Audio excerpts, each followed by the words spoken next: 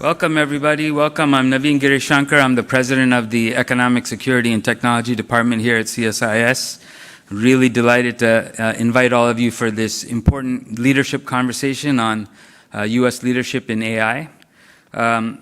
We're focused on economic security, and you can't really have a serious conversation on economic security if you're not talking about U.S. leadership on AI.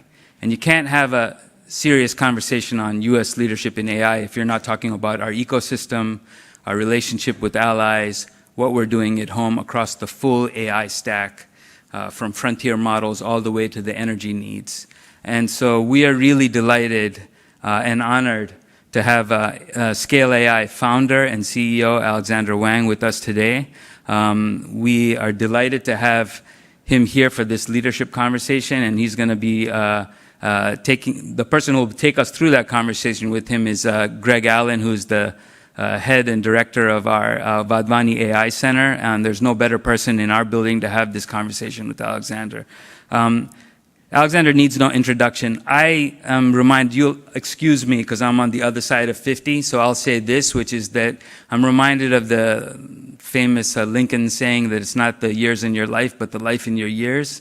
And really, Alexandr is like a phenomenal leader for our country across what Scale AI does with government, private sector, multinationals. And so really will give us a unique perspective with this incredible footprint. And he's been a leader really in sharpening the focus and making sure we're aware of the core issues of national security and technology leadership when it comes to AI. So I'm really looking forward to this conversation.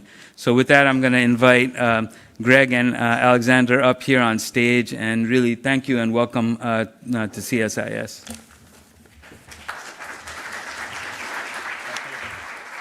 Thanks so much.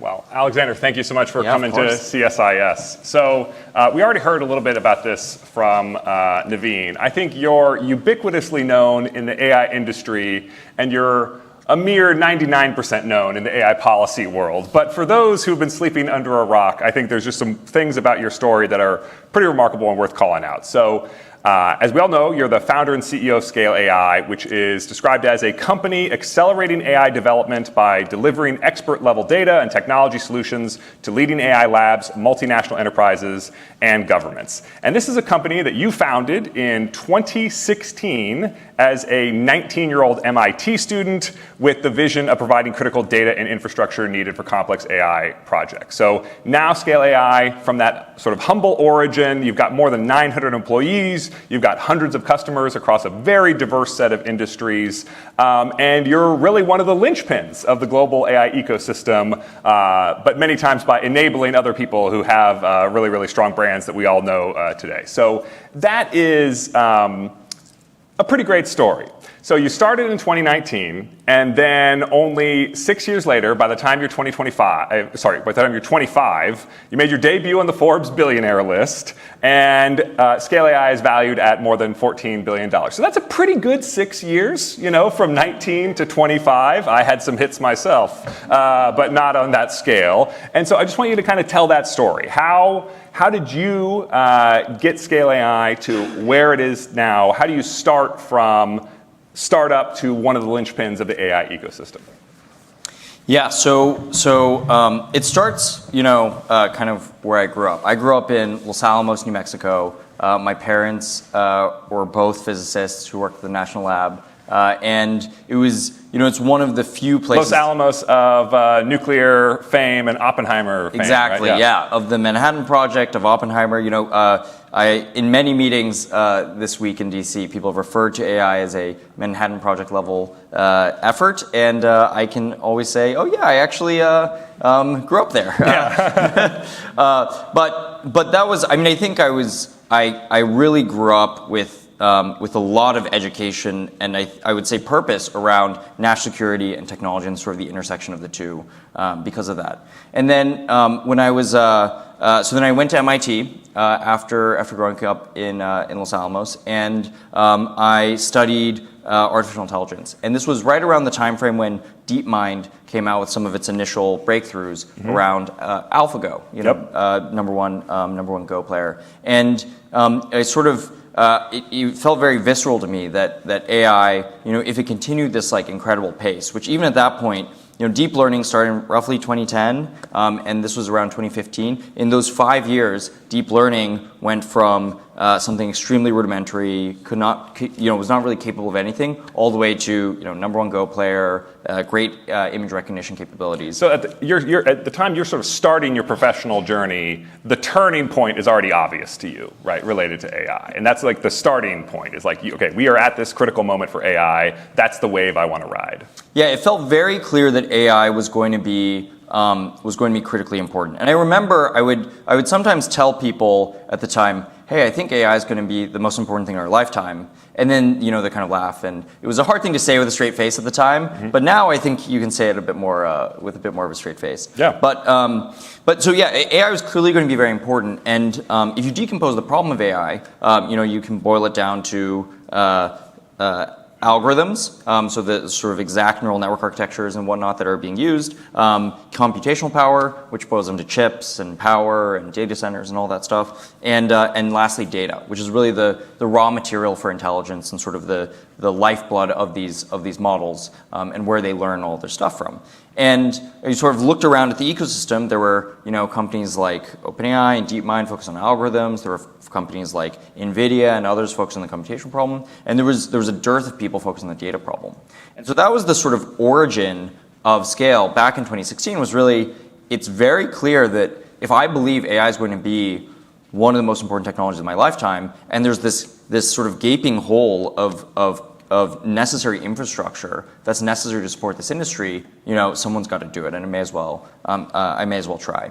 And so that was the original, the sort of genesis moment. And then we started by working in the autonomous vehicle industry. We worked with folks like Waymo, Toyota, General Motors, and many others. And this was, at this point, back in 2016, 2017, the biggest dream we could dream about with AI was self-driving cars, which was very exciting, but... yeah, I remember, it's like 2016, that's when the then CEO of Ford said that, like, in 2021, you will get in a car, go to sleep, and arrive at your destination completely unharmed and safely. So this was, like, very hot moment for autonomous cars.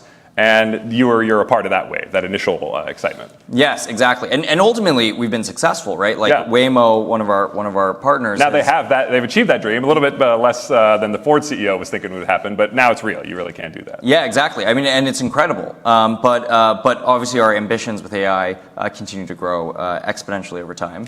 And just so for folks who are thinking about like the AI value chain, the AI stack.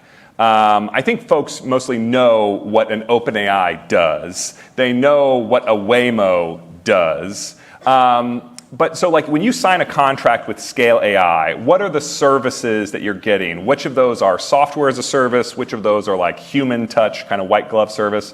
What is Scale AI providing? And I suspect it's a pretty diverse portfolio of stuff right now, but to the extent you can sort of summarize.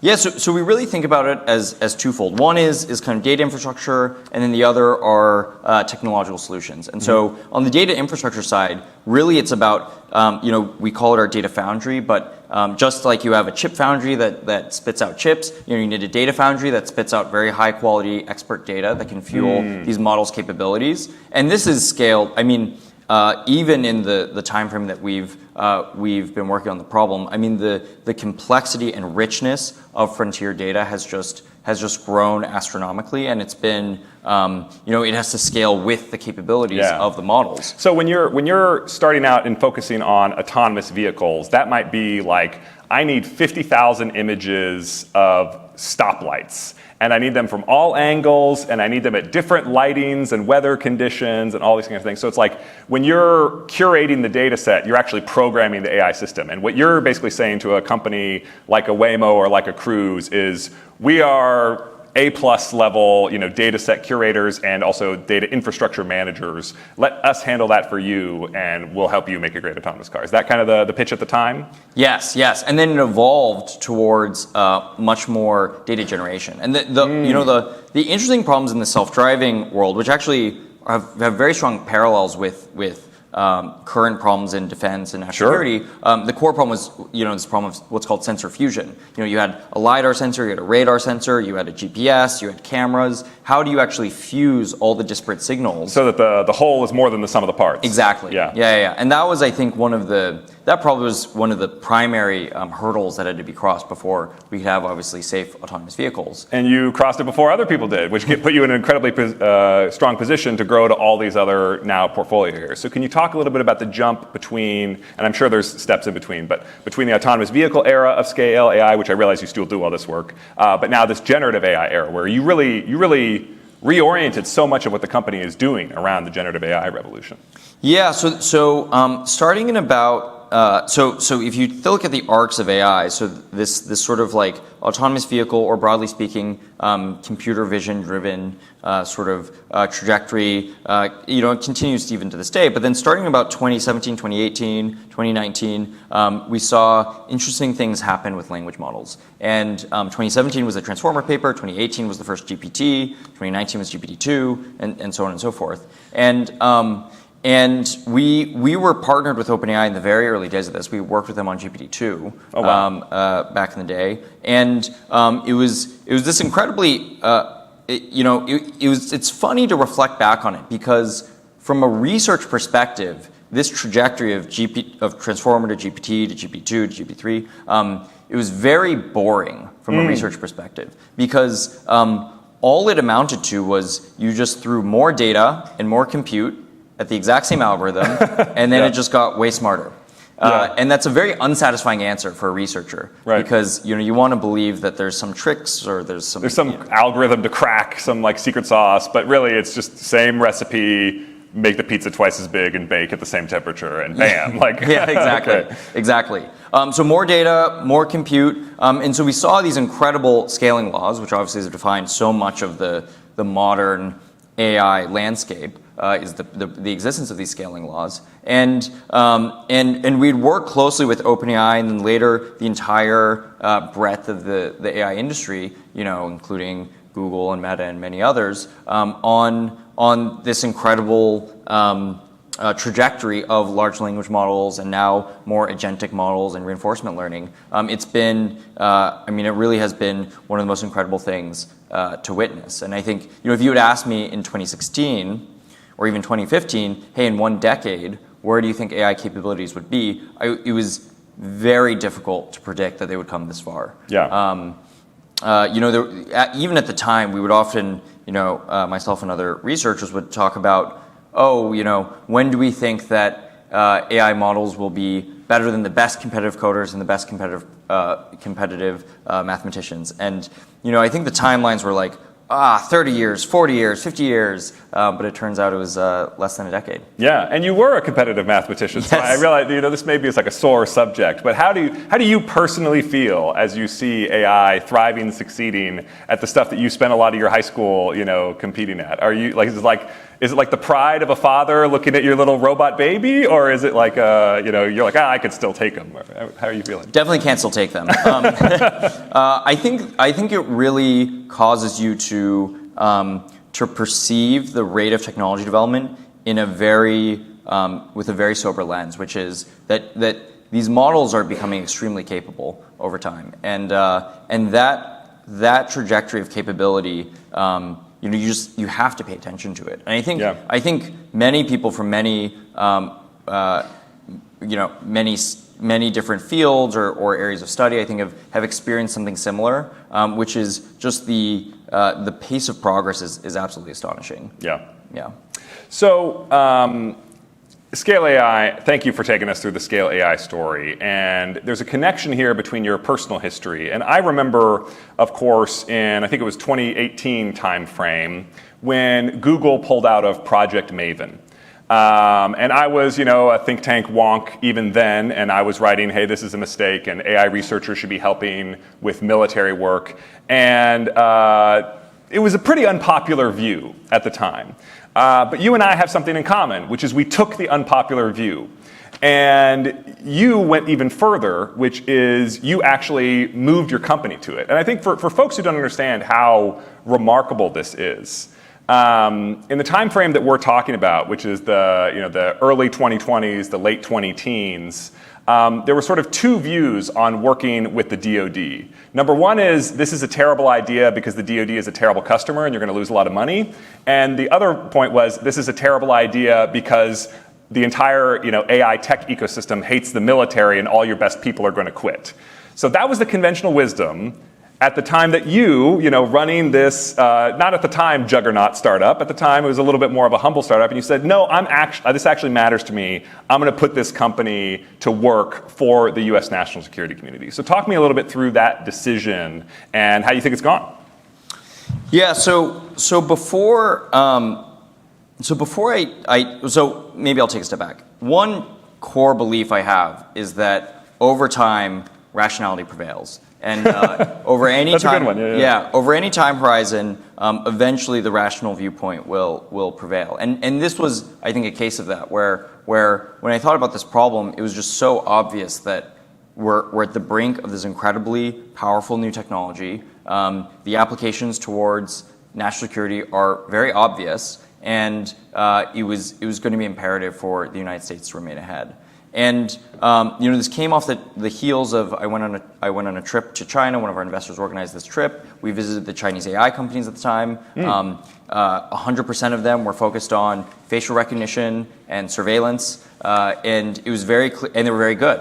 And so it was very clear that there was going to be this moment where the intersection between AI and national security was obvious to everybody in the world. And at that moment, it was clear that the United States would need to have the highest quality human capital as well as the best companies focus on this problem.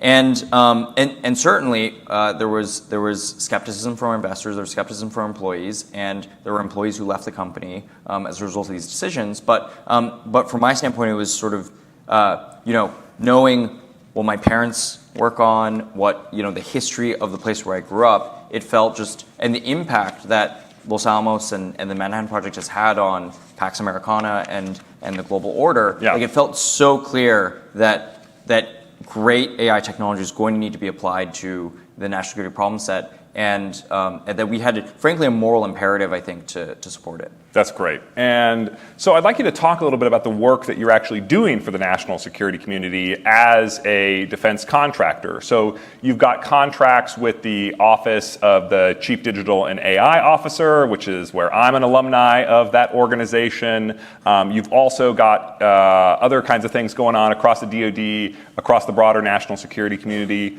What kind of stuff are you involved in? I mean, I realize some of this is classified, so you can't talk about everything, but what would you sort of say is the impact of scale AI on the national security ecosystem so far? Because you're involved in some pretty big projects, some pretty big contracts. Yeah, so one of the pieces of work that recently was announced, so we can talk about, is our work with DIU and INDOPACOM around Thunderforge. Mm-hmm. And the effort is really to utilize AI and AI agents in the military planning and operational planning process. Mm-hmm.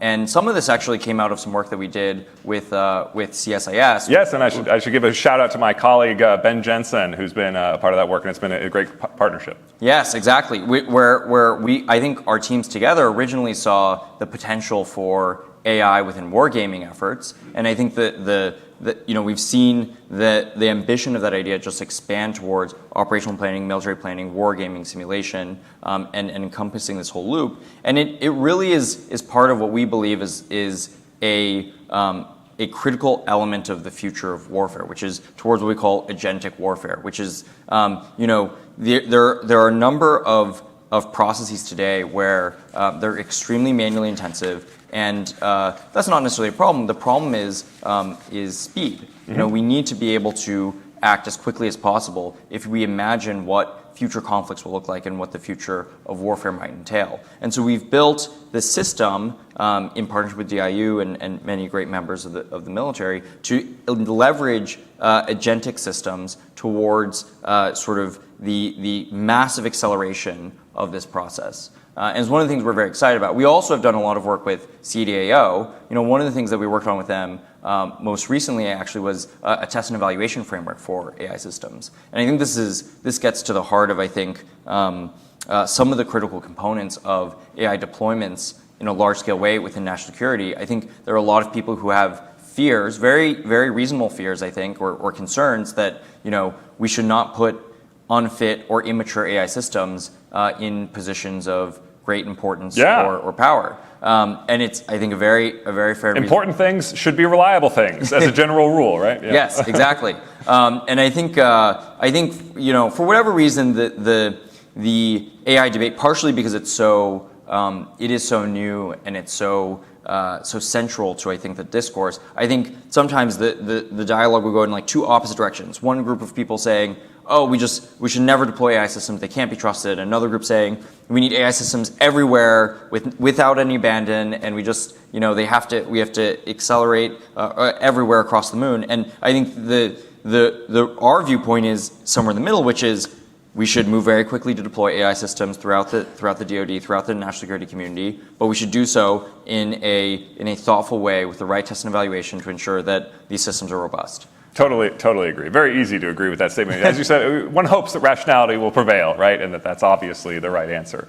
You mentioned ThunderForge, which is a very interesting program. And so I want to kind of ask you, what do you feel like you learned at scale about war planning, either the gaps in conventional war planning or the opportunities from applying LLMs with that ThunderForge program? And I guess a follow-up would sort of be, well, we have LLMs, but these things are available openly on the internet. There's open source versions of them. So how do you think a capability like this relates to sort of strategic advantage in the long haul, given that a lot of these capabilities are increasingly commoditized, increasingly democratized, et cetera?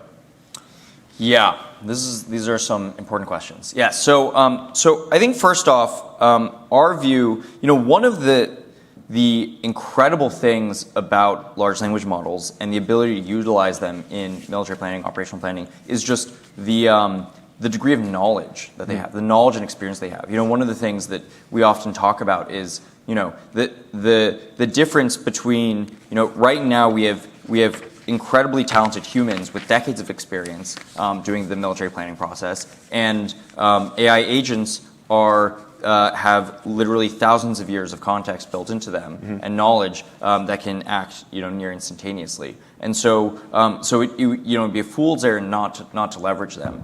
And so I think a huge amount of the value from our perspective is like, how do you leverage the incredible amount of both their speed, of course, but also just the amount of context and prior knowledge and capability that they have to integrate into our military planning process. The second question that you asked is a very hot topic now, of course, because open source models, especially those coming out of China, have moved incredibly quickly.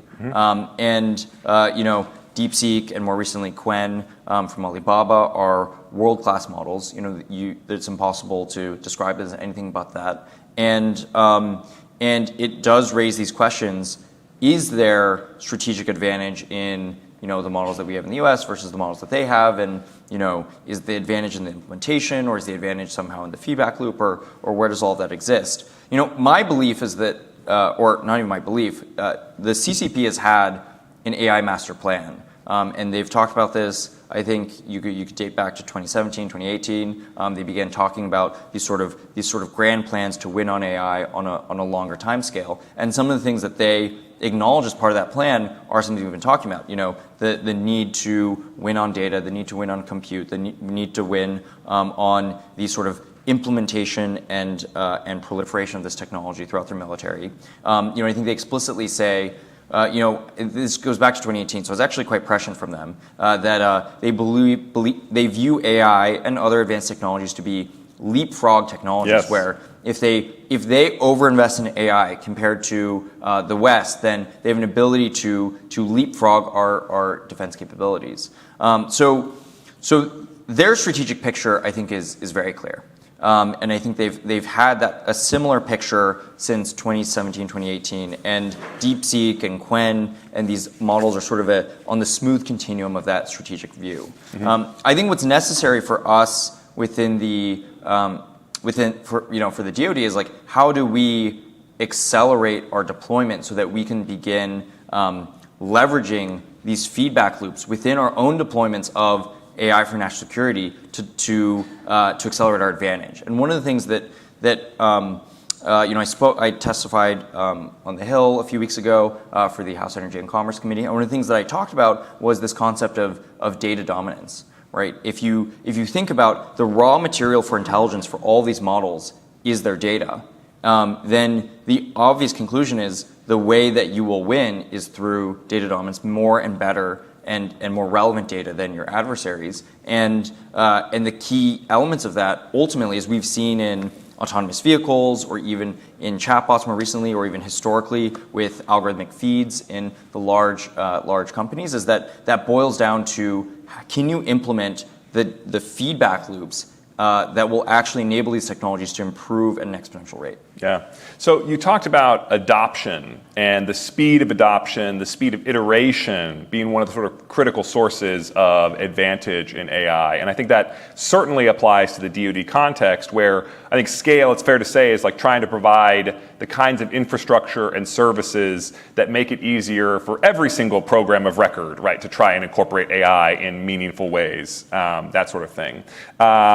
That part of the story, I think, makes sense to me. I'm curious, one of the things that I thought a lot about when I was in the DoD was all the ways that the DoD made my life hard, right? Where I was thinking, if I wanted to build this AI, and I would encounter, not just the ways that AI is hard because AI is a tough technology in some ways, but all the ways that it is uniquely hard in the DoD context.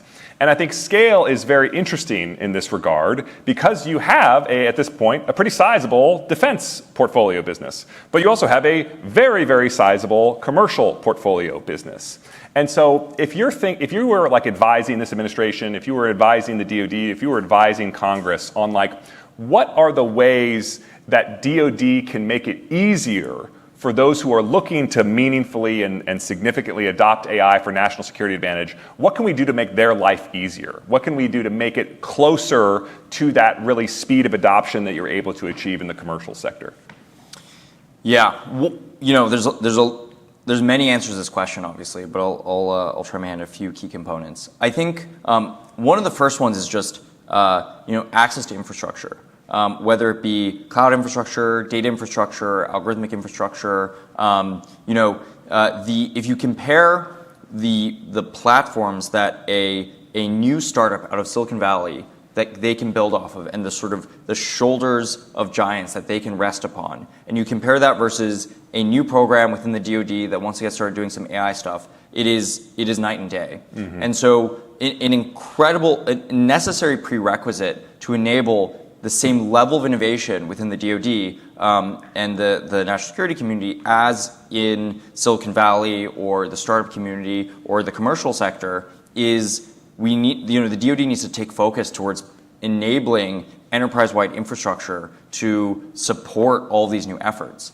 Because a new startup can just integrate with however many APIs that they want, and then they're off to the races. And in the DoD, it's each independent component that you want to integrate in is this whole complex conversation and battle, and defense procurement doesn't make it any easier, and it's extremely complicated. And so one of the things that we believe is necessary is our enterprise-wide infrastructure components. We need enterprise-wide cloud infrastructure. Obviously, that's been a priority, and we've made good progress there. You need enterprise-wide data infrastructure. You need enterprise-wide model infrastructure. You need many components of sort of this stack more broadly. And then I think what's necessary is certainly I think the DoD has made a lot of progress in creating new acquisition pathways that enable the department to move more quickly. Many of them are not fully widespread practices yet. And so I think there's sort of, that might be more of, frankly, even an adoption question around many of the newer acquisition methods that have been invented. And then I think there's a fundamental question or requirement around ambition. And one of the things one of the things that we've seen when it comes to the DoD and AI is fundamentally, are we thinking big about the ways in which AI technology could be absolutely transformational to our efforts. What are the ways, in our parlance, like what does agentic warfare enable in terms of lethality or deterrence or real capabilities that would be our own leapfrogs on our own technology stack. Are you making an analogy here between like sustaining innovation and disruptive innovation, or are you taking this a different way? Yeah, no, I think that's a good example. I mean, I think that the one of the reasons why Silicon Valley and San Francisco is such a disruptive ecosystem is that the level of ambition is entirely unbridled, and the concepts that people aim to build with AI are very big, are very expansive, sound totally ridiculous at the moment. Take OpenAI. The concept that we would build AGI sounded ridiculous when it got started, and today doesn't sound so crazy. Yeah. And pretty mainstream at this point. Yeah, and the pace of technology, particularly the underlying pace of AI improvement, is so dramatic that you will ultimately, in some small number of years, be able to achieve your ambitious ideas. And so one of the key things is we need the department and members of people within the department who are empowered to think through what are those hyper ambitious AI concepts that we believe would have a meaningful deterrent effect versus our near peer adversaries, and we need to just start building them. Yeah. So I don't want to give short shrift to all the other government agencies out there, because I know you do work with the intelligence community, you do work with the federal civilian agencies. I had asked what can the DoD do to make their life less hard when it comes to adopting AI. Is there anything that stands out to you that you want to say about the non-national security government agencies should be thinking about when they're thinking about adopting AI? Yeah, just in the same thread as agentic warfare is really agentic government. Like how can, really the question I think ultimately boils down to how can you leverage AI agents? How can you leverage, these new powerful models towards totally redesigning government services, government processes towards the most efficient and most effective versions of themselves. And I think there's real opportunities to think quite ambitiously about what does the optimal government of the future look like, and how can not only each agency but interagencies, like what are the best models of collaboration? How can AI agents be leveraged to turn many of our government processes from human is the loop to human is on the loop processes? Yeah, I mean, there's in what you're saying, an analogy that comes to mind for me is a lot of like digital government is we went from paper to PDFs, and not like we went from paper to like a software workflow whereby this stuff all takes place in like databases and online, et cetera. And I think there's an equivalent version of that with AI, right? Which is you don't want just the AI transition to be we do the exact same thing we always do, but now there's AI there somewhere. You actually want to reimagine what can be done. How could we make this 10 times more efficient, 100 times more efficient? Right, exactly. And I think that the opportunity for those levels of improvement, like making government processes truly 100 times better, that's on the table with the technology. And so that's really what I think we should aim for. So as we leave the DoD conversation, we're going to stay in national security, and I want to think about China, because you, on January 21st, sent a letter to the newly elected President Donald Trump on the importance of winning the AI war with China. So what do you really see as the stakes of technology competition with China, and where do you think we are in the story after DeepSeek, after everything else that's been going on? Yeah, as I mentioned, I mean, I think that the CCP has laid the stakes out more clearly than anybody else, which is they believe that it's critical to military dominance and in the same thread, also critical to economic dominance. And I think, at a very simplistic level, that is what we're playing for. We're playing for, economic strength and military strength. And because of the compounding nature of the technology, the degree to which, when you have AI systems that are improving quickly, they will improve at just this dramatic rate. There is some latent network effect here, which could mean that there might be some winner-take-all sort of dynamic. And so those are the stakes. I think it's quite clear, and I think now, when I was saying this stuff back in 2022, 2023, 2003. It was viewed as quite hawkish, but now I think these are somewhat mainstream beliefs. Yeah, it's really been shocking how fast that turn is. And as you said, rationality winning out. There's also more data to support the point, I think. It's just becoming more obvious. So, you recently testified before the House Committee on Energy and Commerce. So what do you think about the intersection of the AI issue and all of its energy stakes? And when I think about China, I think about a country that if they want a coal power plant to go from empty field to coal power plant in 12 months, they can do that. So what do you think about the AI and energy issue and its relationship to national competition?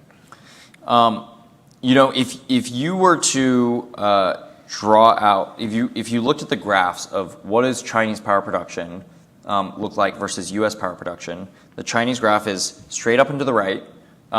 In large this part, is like gigawatts of energy generation capacity, right? Yeah. Total number of gigawatts of energy in the country. It's straight up and to the right, in large part because they don't shut down their coal power plants, and the U.S. curve looks roughly flat. Yeah.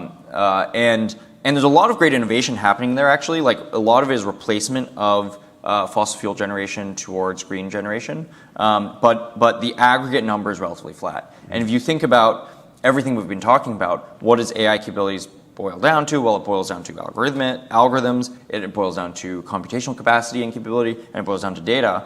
This computational capacity fundamentally depends on incredible amounts of energy being produced. And so, we have the National Energy Dominance Council, we have many efforts aimed towards ensuring that the United States reaccelerates its energy production, and we're able to sort of meet the challenge of the AI race. But I think it is a fundamental prerequisite of the United States winning. Yeah.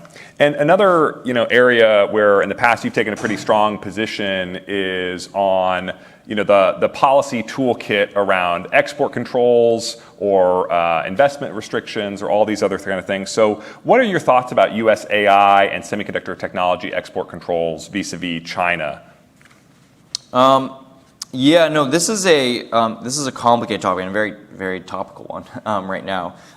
It's the DeepSeek and Qwen examples are quite instructive, which is, these are models where the Chinese labs had many fewer computational resources than we did, but they are certainly on par with frontier US models. And so it's clear that the answer to the question of who will win in AI is not simply just who has more computational capacity. It's not a one variable equation. Exactly. It's not a one variable. It's a three variable equation. It's like algorithmic advances play a large part. They had a lot of algorithmic advances, and data plays a large part, and they have a more orchestrated economy around data.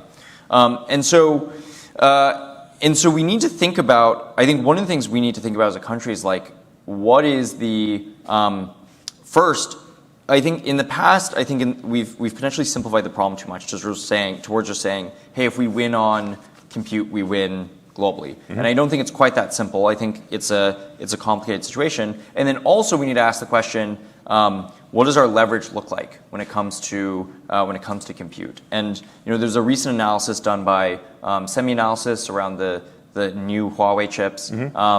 And the gist is, at a system level, it's something along the lines of 2x the computational capability of the sort of leading NVIDIA system, but requires 5x the amount of power. And so, which is almost the perfect trade for them. They'll trade power efficiency for computational capability any day. Because if you can build power at an incredibly fast rate, then all that just comes down to is dollars or RMB. And if they're willing to spend anything, then you can make that trade. And they clearly are. I mean, there's large, on the heels of Stargate, the Bank of China announced large-scale programs to support computational infrastructure in the country. There's the PLA has over last year had over 81 contracts with AI companies, large language model companies in China. So the capacity to which they are at fundamentally a all systems go, race dynamic moment is that is just the reality. Yeah. So switching gears a bit before, when we were talking about defense AI systems in mission critical use cases, you mentioned the importance of test and evaluation, and Scale AI definitely has some capabilities that are relevant in that. And I think what's interesting is that sort of same family of capabilities, you're also providing a version of that to commercial companies who are looking for, maybe they wouldn't use necessarily the phrase test and evaluation, which is a very government idiom, but when they think about safety testing, when they think about reliability testing, Scale AI has stuff that's of interest to them. So I'm interested in your capabilities here, and I'm especially interested because in February, the US AI Safety Institute announced the selection of Scale AI as its first third-party evaluator accessed to assess AI models. So what exactly is under the hood of this partnership with the AI Safety Institute, and how's it gone so far? Yeah, so I think first off, to some of the stuff I mentioned in the past, I think we believe fundamentally that AI technology is very powerful. It should be deployed very broadly. We should have the ability to understand the performance characteristics of the AI models that we deploy to just ensure that we're doing it intelligently and we're doing it well. So that's one of the reasons. I mean, it's certainly true for the DoD problem set or the national security problem set because we're dealing with very powerful capabilities that must be managed properly. But it's also important for every American enterprise, particularly ones in critical industries like financial services or healthcare or telco providers or pharmaceutical companies or the list goes on and on. So that's really, I think our view is that there needs to be extremely high-end capabilities around testing, monitoring, understanding the performance of AI systems, and that is effectively a prerequisite to what we've been talking about, which is a large-scale adoption wave and an implementation wave of AI across the economy and across the DoD. Can you give us a sense of what the state of the art in technology is here? I mean, I think folks who are familiar with this field will remember folks like Blank Lemoine, who was a Google engineer testing the capability and decided that it was sentient because he'd had a bunch of conversations with it. So literally the testing was human being uses model, runs tests at the speed at which the individual can type. And that was the state of the art of testing at one point. And I feel like we've come a long way, but I don't think there's widespread awareness of the ways in which we've come a long way. So just from like a technology enabling toolkit, what is out there right now for test and evaluation when it comes to large language models or even when it comes to stuff like autonomous vehicles? Yeah, I would say that the two critical components are really the two main branches are the first is effectively large scale scenario-based testing. Mm-hmm. So one of the things that we do both for the open source community as well as more privately is create large scale benchmarks, which effectively boil down to large-scale situation-based environments where you can run the model and you can see how well it performs against a pre-specified task. And you can do that, you can do that in simplistic scenarios and you can do it in very advanced scenarios. You can have sort of, on the simplistic side, you can just sort of see if the model can answer a math question. On a very complicated end, you can give it a complex legal review task, and it has to be able to look up things on the internet. It has to be able to look through all your files. It has to be able to look through all these critical components and ultimately arrive at a correct answer. So instead of like one Google engineer typing out the questions, now you've got this gauntlet of, I'm just making this up, like 1 million questions that are constantly evolving, that's done on an automated basis, that's very scalable and fast. Exactly. That's one of the tools? Think about running it through like 1 million simulated environments and seeing how it performs in all 1 million simulated environments. And then you augment that with large-scale live production monitoring capabilities. Mm-hmm. So this is the general truth of AI systems. They will encounter edge cases in the wild, and they will encounter new scenarios in the wild because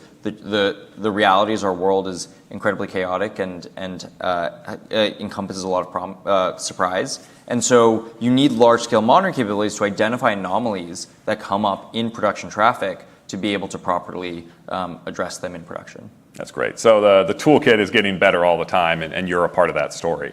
So also in your testimony the other week before Congress, you talked about the importance of the network of global AI safety institutes. So, in the United States, we have the AI Safety Institute.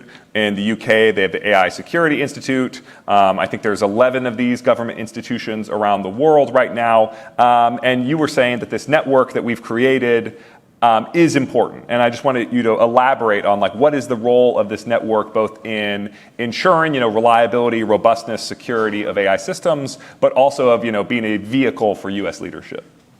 Yeah, I think these ACs sometimes get a strange reputation because I think people view them as these cells of doomers in every country that sort of is worried about the end of the world. I don't think it's anything like that. I think there's sort of a what they've evolved into and what they continue to evolve into is a testing capability for this global network of countries, and over time the interest to develop what are the reasonable standards for AI performance? What are the reasonable standards for how AI should look, how it should perform, how it should behave, and how do we ensure that it's not only safe but also performant and capable?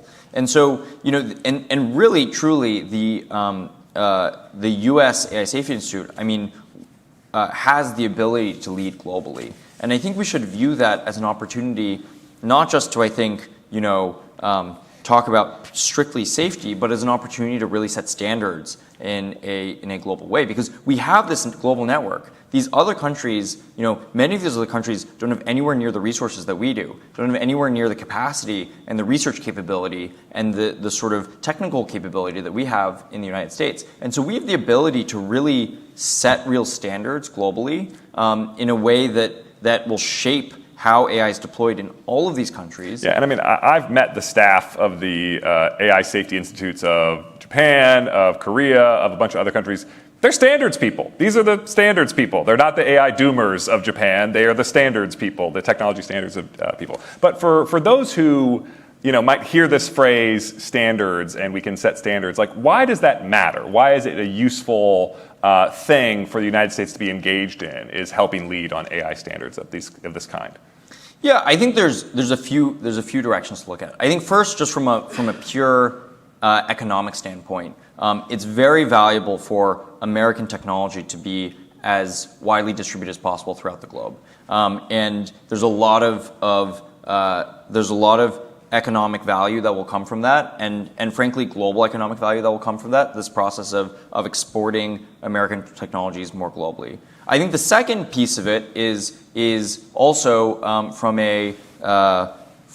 our way of life and our values perspective, we have the ability to ensure that democratic values and many of the values that we have here in the United States are exported through the technology more globally. I think it's impossible to look at AI as not a technology that's deeply intertwined with the system of government and the ideology of the developers of the technology.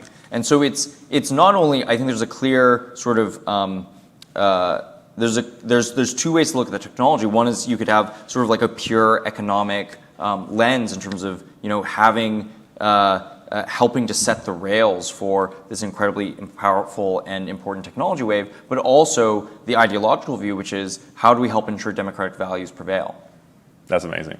So we're now in May, but in March, Scale AI submitted its response to the White House request for information on the AI action plan. So what are the steps that you're hoping this administration, you're advising this administration to take when it comes to AI policy? I'm sure some of the things that we've touched on already, but what else would you highlight? Yeah, I think it mirrors a lot of what I discussed in my hearing with House Energy and Commerce a few weeks back. But first off, as I've mentioned, we are in this critical juncture, and the Chinese Communist Party has a clear plan. They have there's a lot of intent and a lot of coordination there. And so we need to take this moment and boil it down to where are the areas where we must lead. One of the areas that I discussed was data dominance, which we talked about earlier. How do we ensure that the United States always leads in data? Similarly, how do we have energy dominance? So we're able to ensure that we lead in energy and energy capacity.